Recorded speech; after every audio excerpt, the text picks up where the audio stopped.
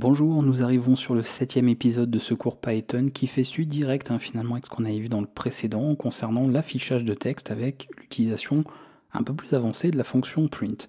Ici, cela va être assez court parce qu'on va avoir une nouvelle fonction qui n'a pas encore été abordée jusqu'à présent et qui va nous permettre de faire de la lecture de données comme je vous le disais au clavier de l'utilisateur. Donc ça va être très simple. La fonction va avoir moins d'éléments que le print puisqu'il s'agit de la fonction input. Elle peut être écrite telle qu'elle, ce qui ferait simplement une attente d'une saisie, on tape n'importe quel caractère et c'est tout, donc ça ne ferait pas grand chose, mais ça pourrait très bien être utilisé comme ça.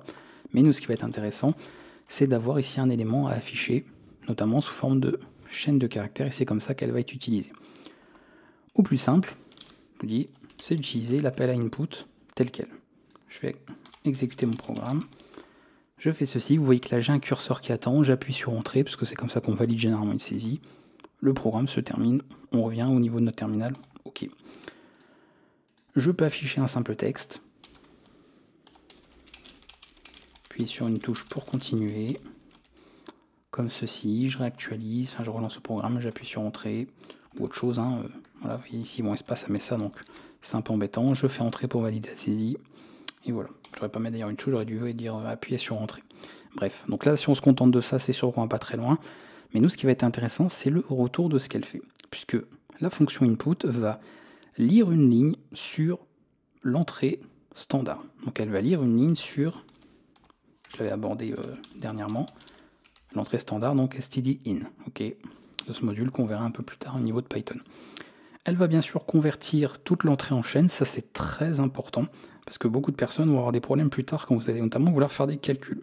Évidemment, si on veut faire des calculs, il nous faut des données numériques. Si vous essayez de faire des calculs avec des chaînes de caractères, vous allez voir qu'en programmation, faire par exemple la somme de deux chaînes, ce n'est pas une somme qui se produit, c'est une concaténation. Donc on a des comportements différents, et ça va être le cas pour d'autres types de données. Donc il faudra bien garder à l'esprit que tout ce que vous allez faire saisir au niveau de input va être converti en chaîne de caractères. Et si par la suite vous voulez traiter les données autrement, il faudra éventuellement effectuer des conversions de type, et ça tombe bien, c'est quelque chose qu'on a vu dans un autre épisode précédemment, donc normalement vous savez le faire à ce stade du cours.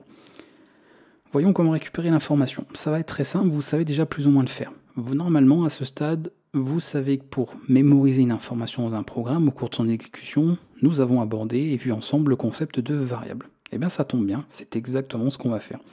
Au lieu cette fois-ci d'avoir l'information déjà enregistrée au niveau de notre programme, on va la demander.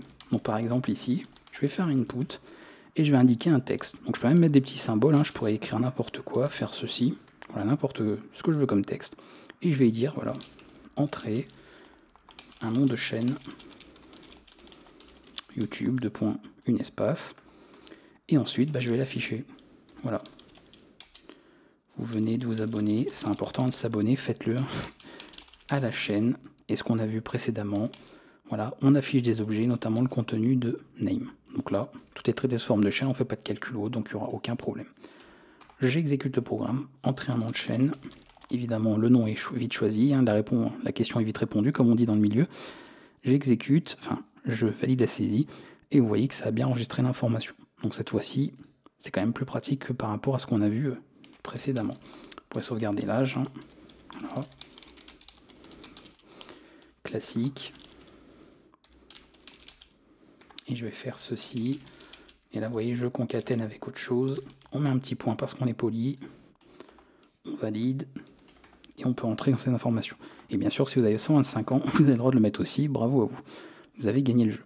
Donc, on peut faire ce genre de choses, avoir l'information. Et c'est tout ce qu'il y a à savoir. Voilà, j'avais dit que la vidéo elle est très courte, pas besoin de tergiverser, même si je vais terminer avec une petite particularité quand même. Je ne vais pas vous laisser qu'avec ça. Mais c'est tout ce qu'il y a à savoir au niveau de l'usage. Voilà. Ça lit sur l'entrée standard, ça convertit sous forme de chaîne de caractères. Alors c'est vrai que je ne l'ai pas dit, mais ça supprime le caractère de retour à la ligne, parce que vous avez vu que quand on a fait ceci, que je tape une valeur, je fais entrer, et vous avez compris qu'on l'avait vu précédemment que faire entrer, ça va passer normalement une nouvelle ligne, donc ça va insérer un caractère nouvelle ligne, ça va insérer un anti/n. Et ce dernier en fait est enlevé, parce qu'on n'en veut pas, on ne veut surtout pas enregistrer ça en la variable. Vous imaginez si dans âge à la fin, on se retrouve avec ça.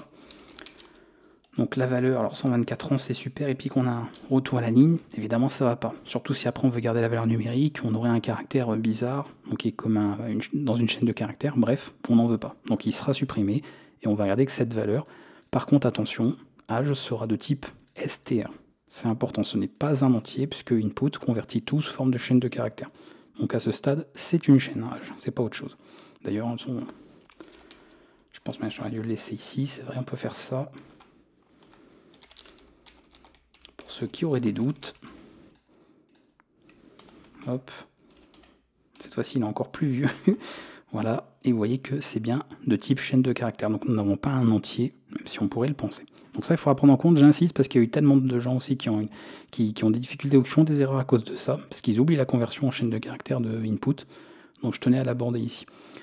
Autre particularité, même si on n'a pas encore vu la gestion des erreurs à ce stade, c'est quelque chose qu'on va voir un peu plus tard, mais au cas où, c'est bien de savoir, input peut déclencher une erreur. Et oui, il peut y avoir une erreur qui peut être déclenchée par celle-ci, alors ce qu'on appelle des exceptions, comme on le verra plus tard en Python. Alors le cas le plus classique, hein, finalement, on peut retrouver, c'est celui-ci. J'exécute mon programme et je fais un CTRL-C. Donc ça va être une interruption clavier. Il va produire une keyboard interrupt. C'est un cas un peu particulier. Bah, mettons, on peut éventuellement se dire, bon, ok, c'est un cas particulier. Mais en fait, on en a un autre. On pourrait déclencher une erreur qu'on retrouve généralement quand on arrive à la fin d'un fichier. Quand on arrive à la fin d'un fichier, on va avoir un caractère particulier qui va être retourné, qui est EOF, qui veut dire End of File. Et bien si je fais ça,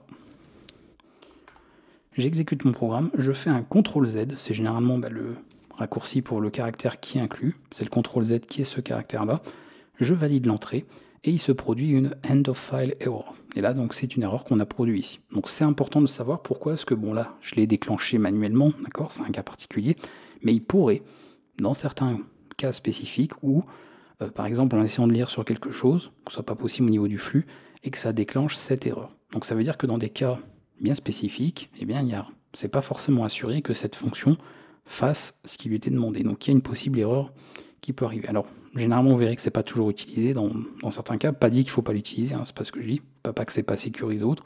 Juste que de toute façon, il y a beaucoup de programmes qui travaillent pas en console, donc n'utilisent pas forcément le input. Mais sachez que voilà, il y a une erreur qui peut être déclenchée comme ça en fonction de ce qui est fait.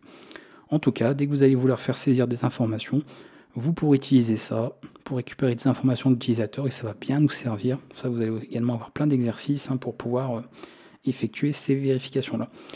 Ça tombe bien, comme il s'agit d'exercices, vous avez tout ce qu'il faut, comme d'habitude, en commentaire. Vous avez généralement le lien que je fournis avec tous les exercices corrigés que je vous mets à votre disposition pour réviser un petit peu tout ce que vous voyez au fur et à mesure de votre apprentissage de Python.